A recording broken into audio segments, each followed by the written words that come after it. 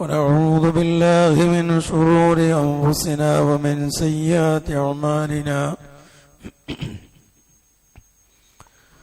من يهده الله فلا مضل له ومن يضلل فلا هادي له وأشهد أن لا إله إلا الله وحده لا شريك له وأشهد أن محمدا عبده ورسوله اللهم صل على محمد وعلى آل محمد كما صليت على إبراهيم وعلى آل إبراهيم إنك حميد مجيد اللهم بارك على محمد وعلى آل محمد كما باركت على إبراهيم وعلى آل إبراهيم إنك حميد مجيد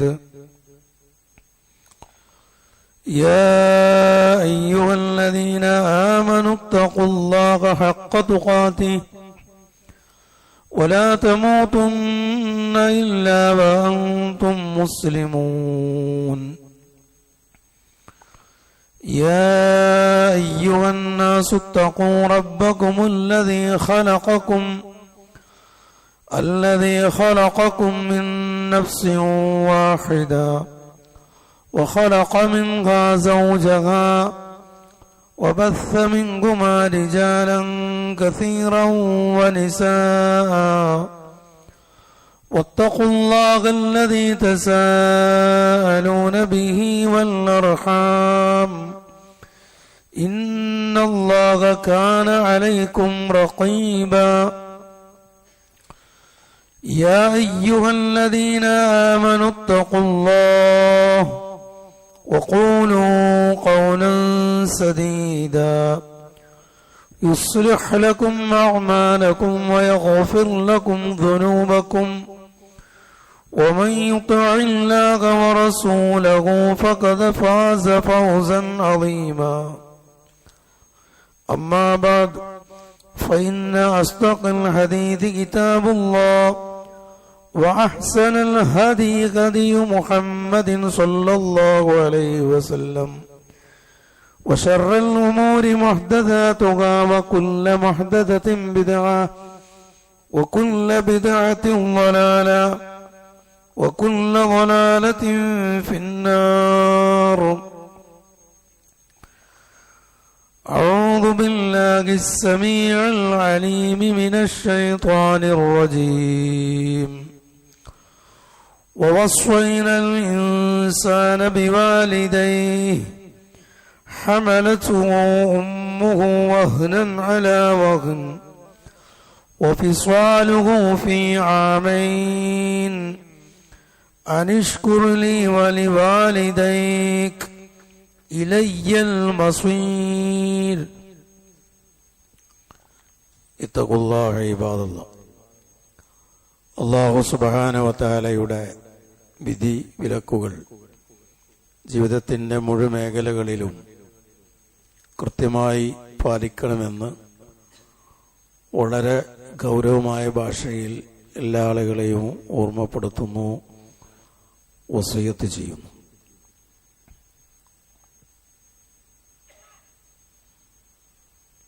കളങ്കം നിറഞ്ഞ ഒരു ലോകത്താണ് നമ്മൾ ജീവിക്കുന്നത്. സകല മേഖലകളിലും കാപട്യവും കളങ്കവും നിറഞ്ഞു നിൽക്കുന്നു.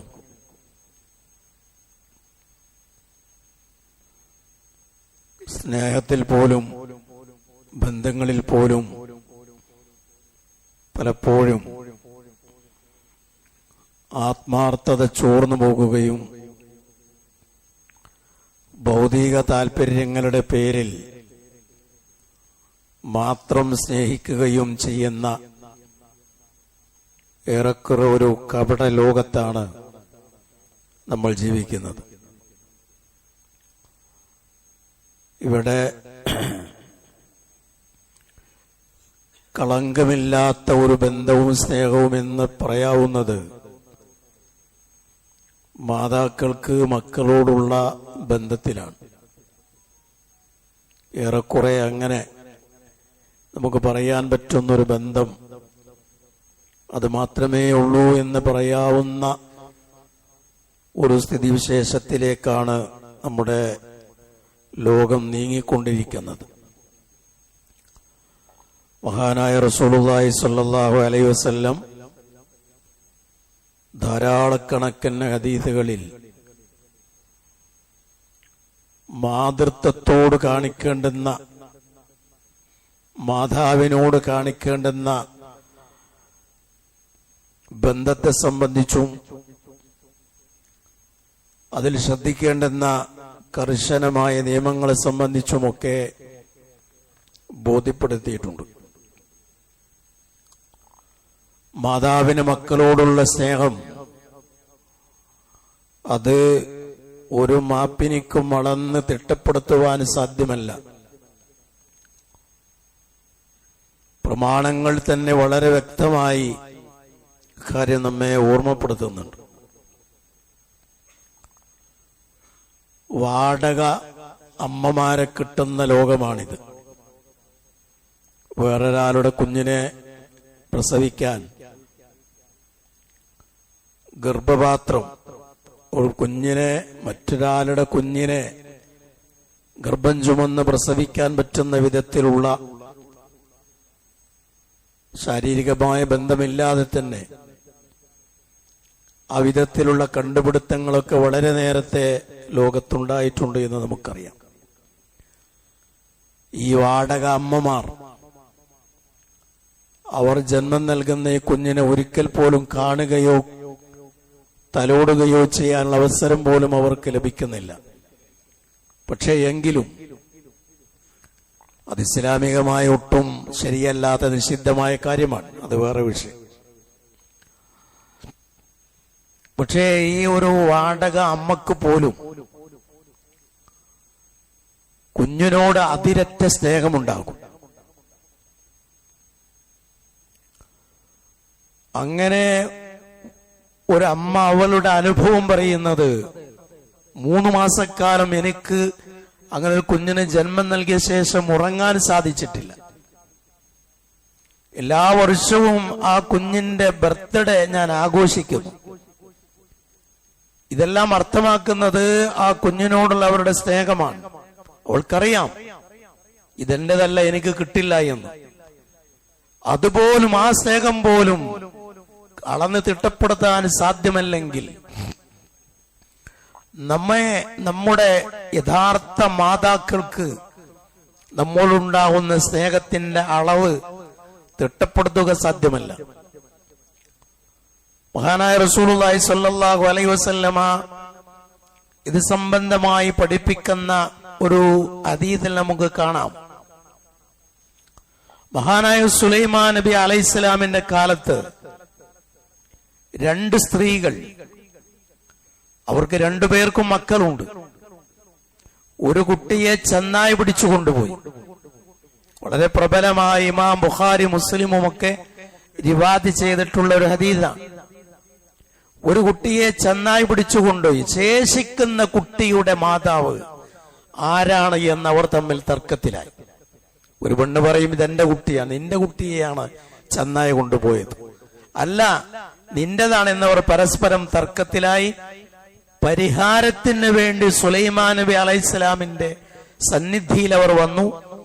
സുലൈമാൻ നബി അലൈഹിസ്സലാം അവരോട് പറഞ്ഞു, നിങ്ങളൊരു കത്തി കൊണ്ടുവന്നു തരും, ഇതിനെ 2 കുട്ടിനെ 2ആയി പിളർത്തിയിട്ട് നിങ്ങൾക്ക് ഓരോരുത്തർക്കും ഓരോ വീതം നൽകാം എന്ന് പറഞ്ഞപ്പോ അതിലൊരു സ്ത്രീ പറഞ്ഞു, എന്റേതല്ല, അവളുടേതാണ് കുട്ടി, അവൾക്ക് കൊടുത്തോളൂ എന്ന് പറഞ്ഞു. സുലൈമാൻ നബി അലൈഹിസ്സലാം ആ സമയത്ത് എന്റേതല്ല എന്ന് പറഞ്ഞ ആ സ്ത്രീക്കാണ് ഈ കുട്ടിയെ കൊടുത്തത്. ഇത് യഥാർത്ഥത്തിൽ നിന്റെ കുട്ടിയാണ്. കാരണം സാഹചര്യ തെളിവുകളിൽ നിന്ന് സുലൈമാൻ നബി അലൈഹിസ്സലാം മനസ്സിലാക്കി ഈ കുട്ടിയെ ഇങ്ങനെ ചെയ്യാൻ അത് അങ്ങനെ നടപ്പാക്കാനുള്ള ഒരു ആലോചനയൊന്നുമല്ല. അവരുടെ കൂട്ടത്തിൽ ആരാണ് യഥാർത്ഥ മാതാവെന്ന് കണ്ടെത്താനുള്ള ഒരു ഹിക്മത്ത് പ്രയോഗിച്ചതാണ്. അപ്പൊ ഇത് സാക്ഷാൽ മാതാവിനാണ്. എന്റെ കൂടെ എന്റെ കുട്ടി ഇല്ലെങ്കിലും, ദൂരെ എവിടെയാണെങ്കിലും, കണ്ണെത്താ ദൂരത്താണെങ്കിലും ആ കുട്ടി ഈ ലോകത്ത് ജീവിച്ചിരിക്കുമല്ലോ, കുട്ടിയുടെ ജീവൻ അപായപ്പെടില്ലല്ലോ എന്ന ചിന്തയാണ് ഇതെന്റെതല്ലെന്ന് പറയാൻ ആ മാതാവിനെ പ്രേരിപ്പിച്ചു. ഇത് മാതാവിന് കുഞ്ഞിനോടുള്ള സ്നേഹത്തിന്റെ ആഴം പഠിപ്പിക്കുന്ന ഒരു സംഭവമായി പണ്ഡിതന്മാർ എടുത്തുദ്ധരിക്കുന്നതായി കാണാം. ഇങ്ങനെയുള്ള ധാരാളം സംഭവങ്ങൾ സ്വഹീഹായ ഹദീസുകളിൽ തന്നെ നമുക്ക് കാണാൻ കഴിയുന്ന കാര്യമാണ്. ഇത്രമേൽ മാതാക്കൾക്ക് നമ്മോട് സ്നേഹമുണ്ട്. വർഷങ്ങൾക്ക് മുമ്പ് നാട് വിട്ടുപോയ ഒരു മകനെ കാത്തിരുന്ന് എല്ലാ ദിവസവും ആ മകന് ഭക്ഷണം തയ്യാറാക്കി മേശപ്പുറത്ത് വെച്ച് കടന്നുറങ്ങുന്ന ഒരു മാതാവുണ്ടായിരുന്നു. വർഷങ്ങൾ കഴിഞ്ഞ് നാട് വിട്ടുപോയ മകൻ തിരിച്ചു വന്ന് ഡോറിൽ മുട്ടുന്നു. ഉമ്മ ഡോറ് തുറന്നു കൊടുത്ത ശേഷം, മോനെ, നിനക്കുള്ള ഭക്ഷണം ഞാൻ അവിടെ ഒരുക്കി വെച്ചിട്ടുണ്ട്, അത് ആഗ്രഹിച്ചിട്ട് ഉറങ്ങിക്കോ എന്ന് പറയുന്ന ഒരു മാതാവിനെ നമുക്ക് പരിചയമുണ്ട്.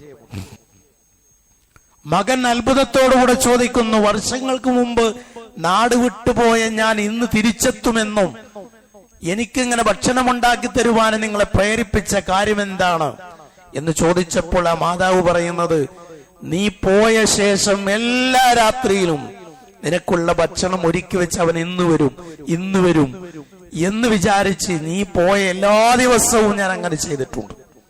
ഒരു ഉമ്മയുടെ, ഒരു മാതാവിന്റെ കുഞ്ഞിനോടുള്ള സ്നേഹത്തിന്റെ ആഴം ബോധ്യപ്പെടുത്തുന്ന മറ്റൊരു സംഭവമാണത്. ഇങ്ങനെ മാതാക്കൾക്ക് കുഞ്ഞുങ്ങളോട് സ്നേഹമുണ്ടാകുന്നതിന്റെ അടിസ്ഥാന കാരണം പ്രമാണങ്ങൾ പരിശോധിച്ചാൽ നമുക്ക് കാണാൻ കഴിയും. അതിൽ ഏറ്റവും പ്രധാനം ഖുർആൻ പറയുന്നത്, ഹദീസുകളിൽ പറയുന്നത്, ഒന്ന് മാതാവിന്റെ ഗർഭകാലമാണ്. ഏറെ പ്രയാസപ്പെട്ടുകൊണ്ടാണ് ഒരു അമ്മ കുഞ്ഞിനെ ഗർഭം പേറുന്നത്, ഗർഭം ചുമക്കുന്നത്. സാധാരണ പറയാറുണ്ട്, നമുക്ക് ഒരു കല്ല് ഇങ്ങനെ എത്ര നേരം ഇങ്ങനെ കൈ താഴ്ത്താതെ ഇങ്ങനെ പിടിച്ചു വെക്കാൻ കഴിയും? അധിക നേരം കഴിയില്ല, നമ്മളെ കഴിയുന്ന തഴച്ചിലുണ്ടാകും. എന്നാൽ ഏറെക്കുറെ ഒരു 10 മാസക്കാലം ഇത്രയും ഒരു ഭാരം ചുമന്ന് ഒരു ഉമ്മ നമ്മെ ഗർഭം ചുമന്ന് പ്രയാസപ്പെടുകയാണ്. ആ പ്രയാസത്തിൽ പിതാവിനൊരു പങ്കുമില്ല. ആ ഗർഭം ചുമക്കുന്നതിന്റെ പ്രയാസം മാതാവ് മാത്രം സഹിക്കേണ്ടതാണ്. പ്രസവവേദന, എല്ല് നുറുങ്ങിപ്പോകുന്ന വിധത്തിലുള്ള വേദനയുണ്ടാകുമെന്ന് പറയപ്പെടുന്നു. അസഹ്യമായ വേദന. പ്രസവശേഷം പിന്നെയുള്ള 2 വർഷക്കാലത്തെ മുലയൂട്ടൽ, ഇതെല്ലാം ആ മാതാവ് സഹിച്ചത് കൊണ്ടാണ് മാതാവിന് കുഞ്ഞുങ്ങളോട് ഇത്രമേൽ സ്നേഹമുണ്ടാകുന്നത് എന്നാണ്. ത്യാഗം സഹിച്ചതിൽ നിന്നാണ് ഈ സ്നേഹം വളർന്ന് പന്തലിക്കുന്നത് എന്നർത്ഥം. കഠിനാധ്വാനം ചെയ്ത് വളർത്തിയുണ്ടാക്കുന്ന മക്കളോട് അതിരറ്റ സ്നേഹമുണ്ടാകുന്നതിന്റെ യഥാർത്ഥ കാരണം തേടി നമ്മൾ പോയാൽ ഏറ്റവും പ്രധാനം, ഒരു ഉമ്മയുടെ മനസ്സിൽ അല്ലാഹു തആല അങ്ങനെ ഒരു സ്നേഹം സൃഷ്ടിച്ചു കൊടുത്തിട്ടുണ്ട് എന്ന കാരണം മാറ്റിവെച്ചാൽ അതുണ്ട്. അതിന് പുറമേ ഉള്ള 3 പ്രധാന കാരണങ്ങളാണ് ഗർഭം, പ്രസവം, മുലയൂട്ടൽ. ഈ 3 കാര്യങ്ങൾ ഉള്ളത് കൊണ്ട് തന്നെ ഒരു പിതാവിനോടുള്ള ബാധ്യതയേക്കാൾ മാതാവിനോടുള്ള കടപ്പാട് നമുക്കുണ്ട്. അവർ ജീവിച്ചിരിക്കുന്നവരായാലും അവർ മരണപ്പെട്ടു പോയവരായാലും അവരോടുള്ള കടപ്പാടുകൾ നമുക്കുണ്ട്. മരണത്തോടുകൂടെ ബന്ധങ്ങൾ അവസാനിക്കുന്നില്ല. മഹാനായ റസൂലുള്ളാഹി സ്വല്ലല്ലാഹു അലൈഹി വസല്ലം ആ കടപ്പാടിനെ കുറിച്ച് പറഞ്ഞിട്ടുള്ളത്, ഒരു സ്വഹാബി റസൂലുള്ളാഹി സ്വല്ലല്ലാഹു അലൈഹി വസല്ലമയോട് വന്ന് ചോദിക്കുന്നു, അല്ലാഹുവിന്റെ ദൂതരെ, ഞാൻ ഏറ്റവും നല്ല രീതിയിൽ സഹവസിക്കേണ്ടത്, എന്റെ ഏറ്റവും നല്ല സഹവാസത്തിന് ഏറ്റവും അർഹനായ വ്യക്തി ആരാണ് എന്ന് ചോദിച്ചപ്പോൾ റസൂലുള്ള പറഞ്ഞത്, ഉമ്മുക്ക്, നിന്റെ മാതാവാണ്. സുമ്മമൻ, അത് കഴിഞ്ഞാൽ പിന്നെ ആരാണ്? റസൂലുള്ള പറഞ്ഞു, വീണ്ടും നിന്റെ ഉമ്മ തന്നെയാണ്. മൂന്നാമതാരാണ്? മൂന്നാമതും നിന്റെ ഉമ്മയാണ്. പിന്നെ ആരാണ്? സുമ്മ അബൂക്ക്, നാലാമതാണ് നിന്റെ പിതാവ് പോലും എന്ന് നബി സല്ലല്ലാഹു അലൈഹി വസല്ലം പറഞ്ഞിട്ടുള്ള സ്വഹീഹായ ഹദീസിൽ നമുക്ക് കാണാം. വാപ്പയേക്കാൾ 3 പടി മേലെയാണ് ഉമ്മയോടുള്ള ബാധ്യത എന്ന് ഈ ഹദീസിൽ നിന്ന് വ്യക്തമാണ്. അതിന്റെ ഈ ദറജയിലെ വ്യത്യാസത്തിന്റെ കാരണം പണ്ഡിതന്മാർ വിശദീകരിച്ചിട്ട് പറഞ്ഞത് ഞാൻ നേരത്തെ പറഞ്ഞ കാര്യങ്ങളാണ്. ഇമാം നവവി, ഇമാം ഇബ്നു ഹജർ അൽ അസ്ഖലാനി റഹിമഹുള്ളയെ പോലെയുള്ള ഇബ്നു ബത്വാൽ, ഇവരൊക്കെ ഹദീസ് പണ്ഡിതന്മാരാണ്. അവരൊക്കെ പറഞ്ഞിട്ടുള്ളത് ഈ 3 കാര്യങ്ങളാണ്. ഈ ഒരു പ്രയാസത്തെ ഓർമ്മപ്പെടുത്തിയിട്ടാണ് മക്കളോടുള്ള മാതാപിതാക്കളുടെ വിഷയത്തിൽ മക്കൾ കാണിക്കേണ്ട ശ്രദ്ധയും ബാധ്യതയും ഖുർആൻ ബോധ്യപ്പെടുത്തുന്നത്. വിശുദ്ധ ഖുർആനിലെ സൂറത്തുൽ ലുഖ്മാൻ അതിലെ 14-ാമത്തെ വചനത്തിൽ അല്ലാഹു സുബ്ഹാനഹു വ തആല മാതാവ് സഹിച്ച പ്രയാസത്തെ ബോധ്യപ്പെടുത്തിക്കൊണ്ടാണ് മാതാക്കളുടെ വിഷയത്തിൽ ഞാൻ നിങ്ങൾക്ക് ഇതാ പ്രത്യേകമായ ശക്തമായ വസിയ്യത്ത് നൽകുന്നു, അത് നിങ്ങൾ ഗൗനിക്കണം എന്ന് പറഞ്ഞിട്ടുള്ളത്. പലയിടങ്ങളിലും കാണാം മാതാവ് സഹിച്ചിട്ടുള്ള പ്രയാസങ്ങൾ എടുത്തുധരിച്ച് അവരോടുള്ള കടപ്പാടിനെ കുറിച്ച് ബോധ്യപ്പെടുത്തുന്നു. മാതാവ് സഹിച്ച വേദന മനസ്സിലാക്കിയാൽ അവരോടുള്ള ബാധ്യതയുടെ ആഴവും പരപ്പും നമുക്ക് ബോധ്യപ്പെടുമെന്നത് കൊണ്ടാണ് ആ ഒരു ശൈലി വിശുദ്ധ ഖുർആൻ സ്വീകരിച്ചിട്ടുള്ളത്. ഖുർആൻ പറഞ്ഞു, വവസ്വൈനൽ ഇൻസാന ബിവാലിദൈഹി, മാതാപിതാക്കളുടെ വിഷയത്തിൽ മനുഷ്യർക്ക് ഞാനിതാ ശക്തമായ വസിയ്യത്ത് നൽകുന്നു. എന്നിട്ട് മാതാവിനെ പ്രത്യേകം എടുത്തു പറഞ്ഞു, ഹമലതുഹു ഉമ്മുഹു വഹ്നൻ അലാ വഹ്ൻ, അവന്റെ മാതാവ് അവനെ പ്രയാസത്തിനുമേൽ പ്രയാസം സഹിച്ച് ഗർഭം ചുമന്നു. വഫിസ്വാലുഹു ഫീ ആമൈൻ, 2 വർഷക്കാലമാണ് ആ കുഞ്ഞിന്റെ മുലയൂട്ടൽ കാലം. എന്നിട്ട് അല്ലാഹു പറഞ്ഞു, അനിഷ്കുറുലി, നീ എന്നോട് നന്ദി കാണിക്കണം, വലി വാലിദൈക്, നിന്റെ മാതാപിതാക്കളോടും നന്ദി കാണിക്കണം. ഇലയ്യൽ മസ്വീർ, എന്റെ അടുത്തേക്കാണ് നിങ്ങളുടെ മടങ്ങി വരവ് എന്ന് ഖുർആൻ ബോധ്യപ്പെടുത്തുകയാണ്. ഖുർആനിൽ പലയിടങ്ങളിലും തൗഹീദിനെ കുറിച്ച് അല്ലാഹുവിനെ മാത്രം ഇബാദത്ത് ചെയ്യണമെന്ന കാര്യത്തോട് ചേർത്ത് അല്ലാഹു തആല പറഞ്ഞിട്ടുള്ളത് മാതാപിതാക്കൾക്ക് നന്മ ചെയ്തു കൊടുക്കണമെന്ന് കൂടിയാണ്. അല്ലാഹുവിനോടും റസൂലിനോടുമുള്ള ബാധ്യത കഴിഞ്ഞാൽ പിന്നെ സൃഷ്ടികളിൽ നമുക്ക് ഏറ്റവും കടപ്പാടുള്ളത്, ബാധ്യതയുള്ളത് മാതാപിതാക്കളോടാണ്, അതിൽ തന്നെ മാതാവിനോടാണ് എന്ന് വിശുദ്ധ ഖുർആൻ ഓർമ്മപ്പെടുത്തുന്നു. നമ്മുടെ ഭാര്യ മാതാവ് പോലും ഈ വിധത്തിലുള്ള ഒരു പദവിയിലേക്ക് എത്തുന്നു ഏറെക്കുറെ എന്ന് പ്രമാണങ്ങൾ നമ്മെ പഠിപ്പിക്കുന്നുണ്ട്. നമ്മുടെ ഭാര്യയുടെ മാതാവ് നമ്മുടെ ഉമ്മയുടെ സ്ഥാനം തന്നെയാണ്. അവർ നമുക്ക് ആജീവനാന്ത മഹറമാണ്. അവർക്ക് നമ്മുടെ കൂടെ യാത്ര ചെയ്യാം. ഭാര്യയെ ത്വലാഖ് ചൊല്ലിയാൽ പോലും ഈ ബന്ധം നിലനിൽക്കും. ഒരാൾ ഭാര്യയെ ത്വലാഖ് ചൊല്ലിയാലും ഭാര്യയുടെ മാതാവിന് ഈ ആദ്യത്തെ മരുമകന്റെ കൂടെ യാത്ര ചെയ്യുന്നതിന് വിരോധമില്ല, ഹജ്ജിന് പോകുന്നതിന് വിരോധമില്ല, യാത്ര ചെയ്യുന്നതിന് വിരോധമില്ല. ഒരു ഉമ്മയുടെ സ്ഥാനം പോലെ തന്നെയാണ്. അവർക്ക് പോലും ആ സ്ഥാനം ദീൻ വകവെച്ചു കൊടുത്തിട്ടുണ്ട്. അപ്പോൾ സ്വന്തം നമ്മൾ പ്രസവിച്ച മാതാവിനോ അതിന്റെ സ്ഥാനവും മഹത്വവും പിന്നെ ഏറെ പറയേണ്ടതില്ല. മഹാനായ ഉമർ ഇബ്നു ഉമർ റളിയല്ലാഹു തആല അൻഹുമാ ഇത് സംബന്ധമായി നമ്മെ ബോധ്യപ്പെടുത്തിയിട്ടുള്ളത് മാതാവിനോടുള്ള കടപ്പാടിന്റെ ആഴം ബോധ്യപ്പെടുത്തുന്ന ഒരു സംഭവം ഇബ്നു ഉമർ റളിയല്ലാഹു തആല അൻഹുമയിൽ നിന്ന് റിവായത്ത് ചെയ്തു വന്നതായി കാണാം. ഒരാള് തന്റെ മാതാവിനെ ചുമലിലേറ്റി എങ്ങനെ തവാഫ് ചെയ്യുകയാണ്. ഉമ്മയെ തന്റെ പുറത്ത് ഇരുത്തിയിട്ട് കഅബ ഇങ്ങനെ തവാഫ് ചെയ്യുന്നു. തവാഫൊക്കെ ചെയ്ത് കഴിഞ്ഞ് ഇബ്നു ഉമർ റളിയല്ലാഹു തആല അൻഹുമയോട് ഈ മകൻ വന്ന് ചോദിക്കുകയാണ്, എന്റെ ഉമ്മയെ പുറത്തേറ്റി ഞാനിങ്ങനെ തവാഫ് ചെയ്തത് നിങ്ങൾ കണ്ടില്ലേ?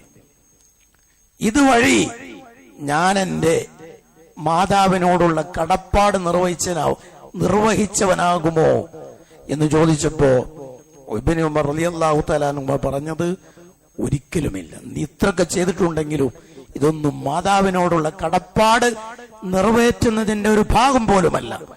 അവർ നിന്നെ പ്രസവിച്ച സമയത്ത് ഒരുപാട് ഊർധ്വശ്വാസം വലിച്ചിട്ടുണ്ട്. വേദന സഹിക്കാൻ വയ്യാതെ ഊർധ്വശ്വാസം ഒരുപാട് അവർ വലിച്ചിട്ടുണ്ട്. ആ ഊർധ്വശ്വാസങ്ങളിൽ ഒന്നിനു പോലും ഇത് തുല്യമല്ല, അതിന് ഒന്നിനു പോലും ഇത് പകരമാകില്ല എന്ന് മഹാനായ ഇബ്നു ഉമർ റളിയല്ലാഹു തആല അൻഹു പറഞ്ഞതായി കാണാം. അങ്ങനെ ഒരുപാട് സംഭവങ്ങൾ കാണാം. മഹാനായ റസൂലുള്ളാഹി സ്വല്ലല്ലാഹു അലൈഹി വസല്ലമയുടെ കാലത്ത് യമനിൽ ജീവിച്ചിരുന്ന വലിയ ഒരു മഹാനുണ്ടായിരുന്നു, ഉവൈസുൽ ഖറനി എന്ന് പറയുന്ന, നബി സല്ലല്ലാഹു അലൈഹി വസല്ലമയുടെ കാലത്താണ്. പക്ഷേ അദ്ദേഹത്തിന് നബിയുടെ അടുത്തേക്ക് വരണം, നബിയെ കാണണം, സ്വഹാബിയാകണം എന്നൊക്കെ അതിയായ ആഗ്രഹമുണ്ടായിരുന്നു. ഉമ്മ വിലക്കി, നീ ഇത്രയും ദൂരം യമനിൽ നിന്ന് മദീനയിലേക്ക് പോയി അവിടെ നിന്ന് പോയി റസൂലിനെ കണ്ട് തിരിച്ചു വരിക എന്നുള്ളത് എനിക്ക് പ്രയാസമുണ്ടാകും, അതുകൊണ്ട് നിന്റെ സാന്നിധ്യം എനിക്കിവിടെ ആവശ്യമാണ്, അതുകൊണ്ട് നീ പോകരുത് എന്ന് പറഞ്ഞപ്പോ ഉവൈസുൽ ഖർനി സ്വഹാബിയാകാൻ കിട്ടുന്നൊരവസരം അദ്ദേഹം വേണ്ടെന്ന് വെച്ചു. ഉമ്മക്ക് ബിർറ് ചെയ്യാൻ, ഉമ്മക്ക് പുണ്യം ചെയ്തു കൊടുക്കാൻ അദ്ദേഹം ഉമ്മയുടെ വാക്കിന് മുൻഗണന നൽകി. അദ്ദേഹം യമനിൽ തന്നെ നിന്നു. മാതാവിനോട് അദ്ദേഹം അങ്ങേയറ്റം ബിർറ് പുണ്യം ചെയ്ത് അവിടെ തന്നെ കഴിച്ചു കൂട്ടി. മഹാനായ റസൂലുള്ളാഹി സ്വല്ലല്ലാഹു അലൈഹി വസല്ലമ ഉവൈസുൽ ഖറനിയെ കുറിച്ച് പറഞ്ഞിട്ടുണ്ട്. അദ്ദേഹം ഇവിടെ മക്കയിൽ മദീനയിൽ വരുമ്പോ അദ്ദേഹത്തിന്റെ ലക്ഷണങ്ങളൊക്കെ റസൂൽ പറഞ്ഞു, അടയാളങ്ങളൊക്കെ റസൂൽ പറഞ്ഞു കൊടുത്തു. ആ മഹാൻ മദീനയിൽ വരുമ്പോൾ ഉമർ റളിയല്ലാഹുവിനോട് റസൂൽ പറയാൻ, അദ്ദേഹം മദീനയിൽ വരുമ്പോ അദ്ദേഹത്തെ കണ്ടിട്ട് നിങ്ങൾ പ്രാർത്ഥിക്കാൻ ആവശ്യപ്പെടണം. ഉമർ റളിയല്ലാഹു തന്നെ സ്വർഗം കൊണ്ട് സന്തോഷ വാർത്ത അറിയിക്കപ്പെട്ട മഹാനാണ്, സ്വഹാബിയാണ്. അദ്ദേഹത്തോട് നബി പറയുന്നത്, താങ്കൾ ഉവൈസുൽ ഖറനി എന്ന് പറയുന്ന മഹാനോട് നിങ്ങളുടെ പാപം പുറത്തു തരാൻ അള്ളാഹുവിനോട് പ്രാർത്ഥിക്കാൻ അദ്ദേഹത്തോട് ആവശ്യപ്പെടണം എന്ന് പറയുന്നു. അതുകൊണ്ട് യമനിൽ നിന്ന് ഏതൊരു സംഘം വന്നാലും മഹാനായ ഉമർ റളിയല്ലാഹു തആല അൻഹു ആ സംഘത്തിൽ ഉവൈസുൽ ഖറനി ഉണ്ടോ എന്ന് അന്വേഷിക്കുകയും അവസാനം കണ്ടെത്തുകയും നിങ്ങൾ എനിക്ക് വേണ്ടി പ്രാർത്ഥിക്കണമെന്ന് ഉവൈസുൽ ഖറനിയോട് ആവശ്യപ്പെട്ട സംഭവം ഇമാം മുസ്ലിം റഹിമഹുല്ലാഹ് ഉദ്ധരിക്കുന്നുണ്ട്. ഇമാം മുസ്ലിം റഹിമഹുല്ലാഹ് ബുഖാരി എന്നൊക്കെ പ്രത്യേകം പറയാൻ കാരണം ഇതൊരു കെട്ടുകഥയല്ല എന്ന് നിങ്ങൾ മനസ്സിലാക്കാൻ വേണ്ടിയാണ്. അദ്ദേഹത്തോട് പ്രാർത്ഥിക്കാൻ ആവശ്യപ്പെടും.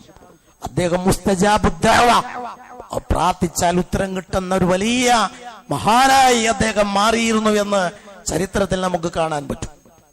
മഹാനായ അബൂ ഹുറൈറ റളിയല്ലാഹു തആല അൻഹു അദ്ദേഹം പറയുകയാണ്, വല്ലദീ നഫ്സി ബിയദി, എന്റെ ആത്മാവ് ആരുടെ കയ്യിലാണോ അവൻ തന്നെ സത്യം, അഥവാ അല്ലാഹു സത്യം എന്ന് പറഞ്ഞിട്ട് മഹാനായ അബൂ ഹുറൈറ റളിയല്ലാഹു തആല അൻഹു പറഞ്ഞു, ലൗലൽ ജിഹാദു ഫീ സബീലില്ലാഹ് വൽ ഹജ്ജു വബിർറു ഉമ്മി ലഅഹ്ബബ്തു അൻ നമൂത വഅന മംലൂക്.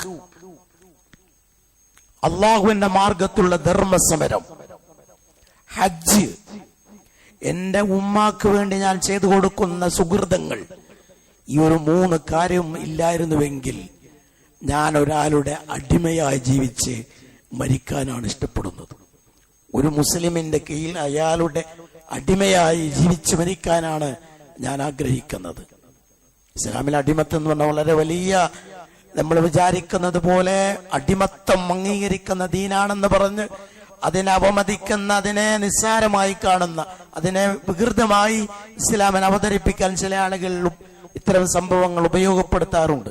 അടിമത്തം എന്ന് നമ്മൾ സാധാരണ പറയുന്ന ആ ഒരു അടിമത്തമല്ല ഇസ്ലാമിനുള്ളത്, വേറെ വിഷയമാണ്. ഇവിടെ ഉമർ മഹാനായ അബൂ ഹുറൈറ റളിയല്ലാഹു തആല പറയുന്നത്, എനിക്ക് ഒരാളുടെ, ഒരു മുസ്ലിമായ മനുഷ്യന്റെ കീഴിൽ അയാളുടെ അടിമയായി അയാൾക്ക് സേവനം ചെയ്ത് ജീവിക്കാനുള്ള ആ ആഗ്രഹത്തിന്റെ മുമ്പിലുള്ള തടസ്സം ഏറ്റവും പ്രധാനപ്പെട്ട 3 പുണ്യകർമ്മങ്ങളാണ്. ഒന്ന്, ഞാൻ ഒരാളുടെ കീഴിൽ അടിമയായാൽ എനിക്ക് അല്ലാഹുവിന്റെ മാർഗത്തിൽ ധർമ്മസമരം ചെയ്യാൻ കഴിയില്ല. യജമാനന്റെ സമ്മതം വേണ്ടി വരും. എനിക്ക് ഹജ്ജിന് പോകാൻ കഴിയില്ല, യജമാനന്റെ സമ്മതം വേണ്ടി വരും. മഹാനായ ഇമാം നബവി റഹിമഹുല്ലാ ഈ ഹദീസ് ഉദ്ധരിച്ചിട്ട്, ഇമാം ബുഖാരി മുസ്ലിം ഉദ്ധരിക്കുന്ന ഹദീസാണ്. ഈ ഹദീസ് ഉദ്ധരിച്ചിട്ട് അതിന് നൽകിയ വ്യാഖ്യാനത്തിൽ പറയുന്നത്, മഹാനായ അബൂ ഹുറൈറ റളിയല്ലാഹു തആല അൻഹു തന്റെ ഉമ്മ മരിക്കുന്നത് വരെ ഹജ്ജിന് പോയിട്ടില്ല എന്ന്. ഉമ്മ മരിക്കുന്നത് വരെ ഹജ്ജിന് പോയിട്ടില്ല. അതെ, ഉമ്മക്ക് ബിർ ചെയ്യാൻ വേണ്ടി അവിടെ നിന്നു. അത് സുന്നത്തായ ഹജ്ജാണ്, ഫറലായ ഹജ്ജല്ല. സുന്നത്തായ ഹജ്ജ്, ഫറലായ ഹജ്ജ് അദ്ദേഹം നേരത്തെ നിർവഹിച്ചിട്ടുണ്ട്. സുന്നത്തായ ഹജ്ജ് നിർവഹിക്കാനുള്ള അവസരങ്ങൾ ഒരുപാടുണ്ടായിട്ടും അതിനേക്കാൾ അദ്ദേഹം ഊന്നൽ നൽകിയത് തന്റെ ഉമ്മക്ക് പുണ്യം ചെയ്തു കൊടുക്കാനാണ്. അത്രമേൽ വലിയ പ്രാധാന്യം മാതാവിന് പുണ്യം ചെയ്ത് കൊടുക്കുന്നതിൽ അവർ കണ്ടിരുന്നു എന്നതാണ് ഈ സംഭവം നമ്മെ ബോധ്യപ്പെടുത്തി തരുന്നത്.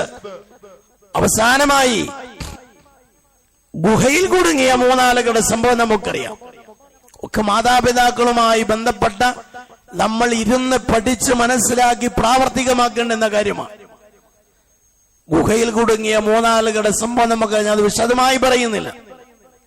3 പേര് ഒരു യാത്രയിൽ ഗുഹയിൽ അകപ്പെട്ടു. ഒരു വലിയ കല്ല് വന്ന ഗുഹാമുഖം അടച്ചു കളഞ്ഞവർക്ക് അതിൽ നിന്ന് പുറത്തു കടക്കാൻ പറ്റാത്ത വിധം അവരിൽ അകപ്പെട്ടപ്പോൾ അവർ തീരുമാനിച്ചു, നമ്മുടെ ജീവിതത്തിൽ നമ്മൾ ചെയ്തിട്ടുള്ള ഏറ്റവും വലിയ പുണ്യകർമ്മം എടുത്തു പറഞ്ഞ് നമുക്ക് അള്ളാഹുവിനോട് പ്രാർത്ഥിക്കാം, തവസ്സുൽ ചെയ്ത് പ്രാർത്ഥിക്കാം. നമ്മൾ ചെയ്ത പുണ്യകർമ്മങ്ങൾ എടുത്തു പറഞ്ഞ് നമ്മൾ അള്ളാഹുവിനോട് പ്രാർത്ഥിക്കുക എന്നുള്ളത് ദീൻ അനുവദിച്ച തവസ്സുലാണ്. ദീൻ അനുവദിച്ച തവസ്സുലുമുണ്ട്, ദീൻ വിരോധിച്ച തവസ്സുലുമുണ്ട്.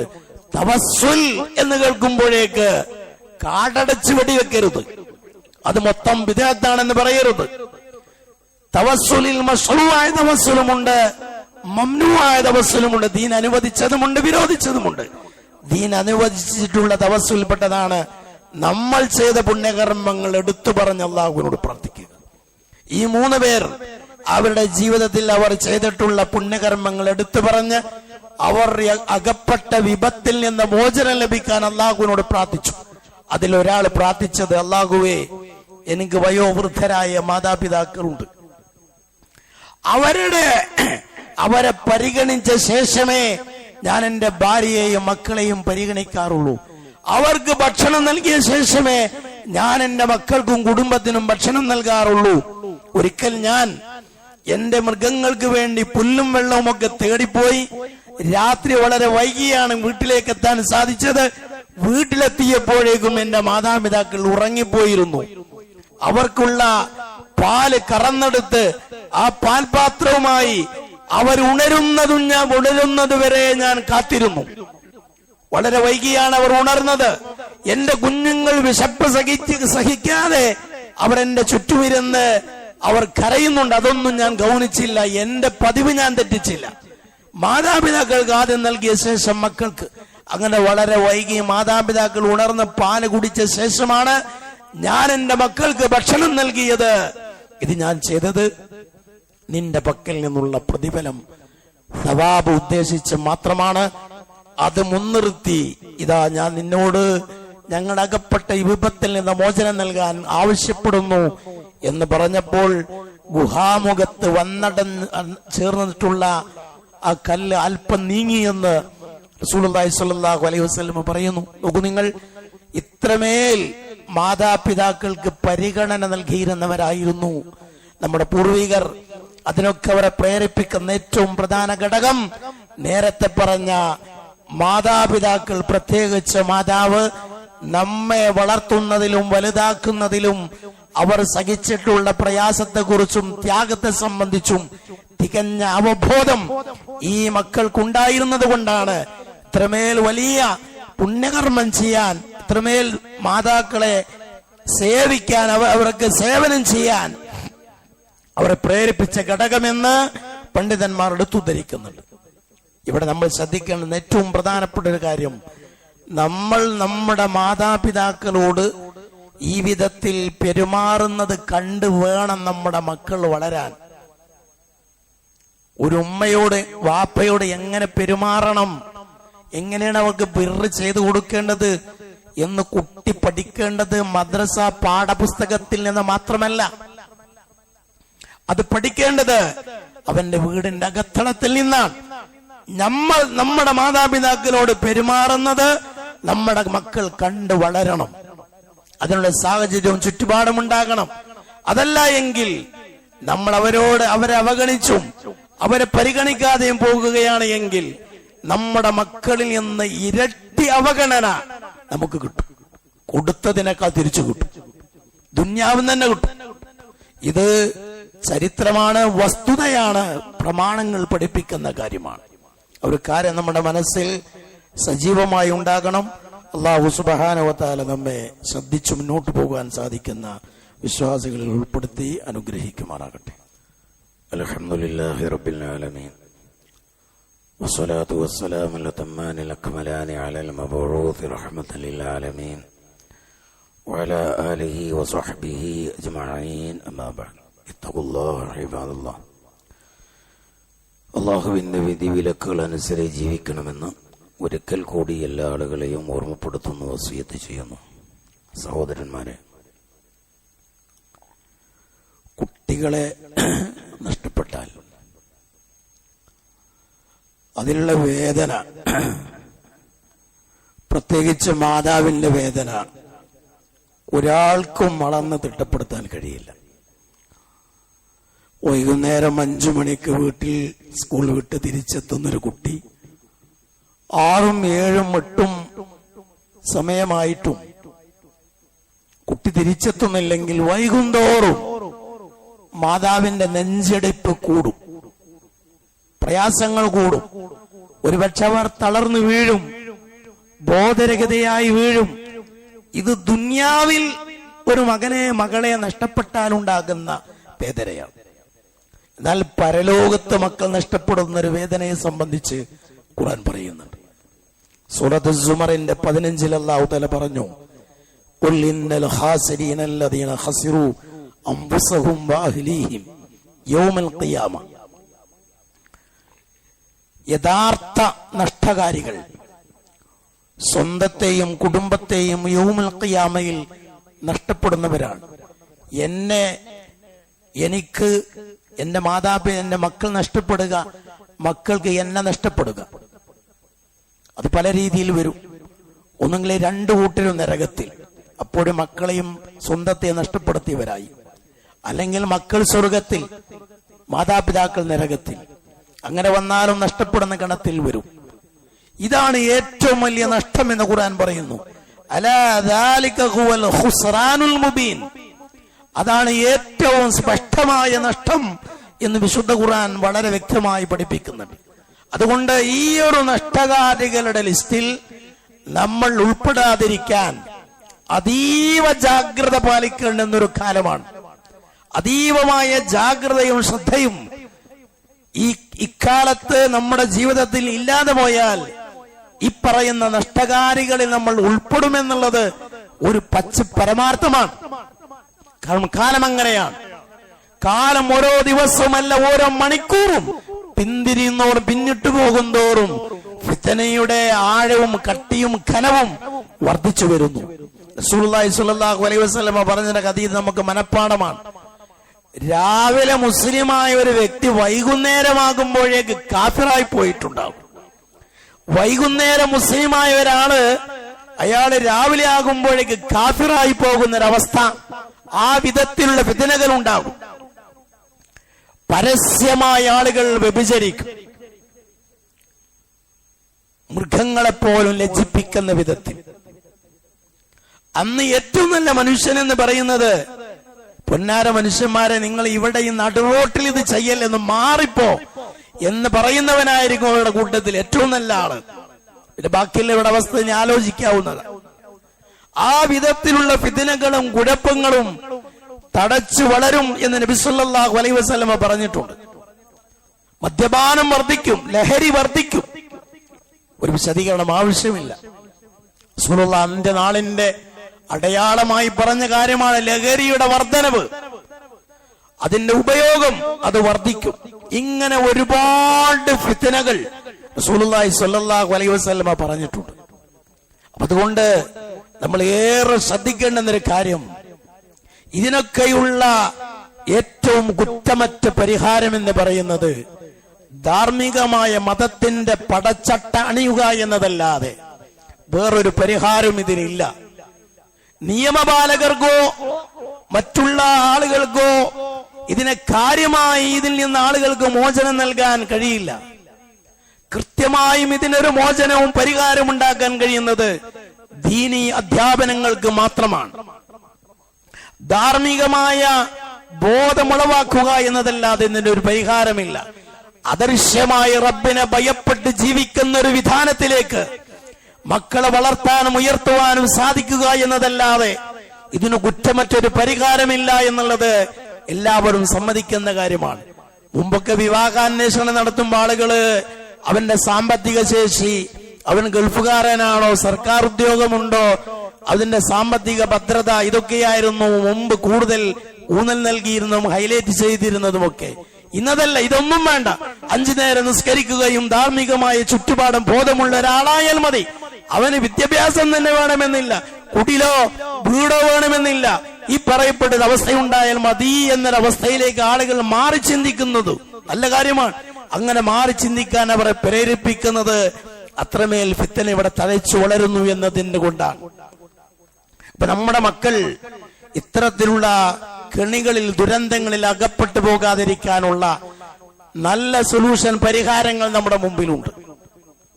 ഞാൻ തുറന്നു പറയാം, പെരിന്തൽമണ്ണയിലെ വളരെ സജ്ജീകരിക്കപ്പെട്ട, വളരെ സൗകര്യത്തോടുകൂടെ സജ്ജീകരിക്കപ്പെട്ടിട്ടുള്ള വിദ്യാർത്ഥികൾക്കിടയിലുള്ള പ്രശ്നങ്ങൾ പരിഹരിക്കുക, അവർക്ക് ധാർമ്മികമായ ബോധം നൽകുവാൻ ആവശ്യമായ ഏറ്റവും നല്ല ഒരു സംവിധാനം അവിടെ ഒരുക്കിയിട്ടുണ്ട്. നമ്മുടെ നാട്ടിൽ നിന്നും അതിനുള്ള യാത്രാ സൗകര്യങ്ങൾ ഏർപ്പാട് ചെയ്തിട്ടുണ്ട്. നമ്മുടെ മക്കളെയും അവിടെ എത്തിക്കാനുള്ള എല്ലാ അധ്വാനങ്ങളും നടത്തേണ്ടതാണ്. ഇതൊരു സംഘടനയുടെ വളർച്ചക്കോ അതിന്റെ മൈലേജ് കൂട്ടാനോ വേണ്ടി മെമ്പർ ഉപയോഗപ്പെടുത്തുകയല്ല. നമ്മുടെ മക്കളുടെ ഭാവി സുരക്ഷിതമാക്കുവാനുള്ള ഒരു പരിഹാരത്തെ കുറിച്ച് നിങ്ങൾ സജീവ ശ്രദ്ധയിൽ ഉണ്ടാകാൻ വേണ്ടി ഓർമ്മപ്പെടുത്തുക മാത്രമാണ്. നസീഹത്തല്ലാതെ ഇതിന്റെ പിന്നിൽ വേറൊന്നുമില്ല. അതുകൊണ്ട് ആ ഒരു ശ്രദ്ധ നമുക്കുണ്ടാകണം. ഒരു 175 കിലോമീറ്റർ യാത്ര ചെയ്ത് അവിടെ ആ ഒരു യാത്ര തന്നെ പുണ്യകരമായ ഒരു യാത്രയാണ്. അവിടെ നിന്ന് ഏതെങ്കിലും ഒരു ഉപദേശം, ഏതെങ്കിലും ഒരു ഫ്ലക്സിൽ എഴുതി വെച്ചിട്ടുള്ള ആയത്തോ ഹദീസോ ചരിത്രമോ പണ്ഡിത വചനമോ ആയിരിക്കാം ഒരുപക്ഷെ നമ്മുടെ മക്കളുടെ ജീവിതത്തിൽ ഏറ്റവും വലിയ വഴിത്തിരിവായി മാറുന്നത്. അത് അല്ലാഹു സുബ്ഹാനഹു വ തആല അതിന് തൗഫീഖ് നൽകാൻ നിശ്ചയിച്ച സമയം ഒരുപക്ഷെ അതായിരിക്കാം. ഏതായിരുന്നാലും നമ്മൾ രക്ഷിതാക്കൾ എന്ന നിലക്ക് നമ്മുടെ ബാധ്യതകൾ നിർവഹിക്കുക. എല്ലാ ബാധ്യത നിർവഹിച്ചു, അല്ലാഹുവേ ഞാൻ എന്റെ ബാധ്യത നിർവഹിച്ചിട്ടുണ്ട് എന്ന് നമുക്ക് അല്ലാഹുവിന് മുമ്പിൽ കാരണമെങ്കിലും പറയാമല്ലോ. ഞാൻ എന്റെ മക്കളോടുള്ള ബാധ്യത നിർവഹിച്ചിട്ടുണ്ട്. ഒരുപക്ഷെ എനിക്കതിനെ കുറിച്ച് തിരുത്താനുള്ള ഇൽമ് എനിക്കില്ല. പക്ഷേ ആ ഒരു ഇൽമുള്ള ഇടത്തേക്ക് എന്റെ മകളെ എത്തിക്കാൻ ഞാൻ ശ്രമിച്ചിട്ടുണ്ട് എന്നെങ്കിലും പറഞ്ഞ് നമുക്ക് അല്ലാഹുവിന് മുമ്പിൽ ഉദ്റ് ബോധിപ്പിക്കാനെങ്കിലും ഉണ്ടാകും. അതല്ല അലംഭാവവും അശ്രദ്ധയും നിസ്സാരമായി കാണലുമാണ് എങ്കിൽ നമ്മൾ ഏറെ ഗൗരവത്തിൽ എടുക്കേണ്ടതുമാണ്. നമ്മുടെയും മക്കളുടെയും പര്യവസാനവും മക്കളെ പരലോകത്ത് നഷ്ടപ്പെട്ടു പോകുമെന്ന് ഞാൻ പറഞ്ഞില്ലേ നേരത്തെ. ആ നഷ്ടകാരികളിൽ അകപ്പെട്ടു പോകുന്നൊരവസ്ഥയും ഉണ്ടാകുമെന്നുള്ള സജീവമായൊരു ബോധയും ശ്രദ്ധയും ജാഗ്രതയും ഒക്കെ ഈ ഒരു മേഖലയിൽ ഉണ്ടാവേണ്ടതാണ്. അല്ലാഹു സുബ്ഹാനഹു വ തആല ശ്രദ്ധാപൂർവം കാര്യങ്ങൾ കൈകാര്യം ചെയ്യുവാനുള്ള തൗഫീഖ് നമുക്കേവർക്കും പ്രദാനം ചെയ്യുമാറാകട്ടെ.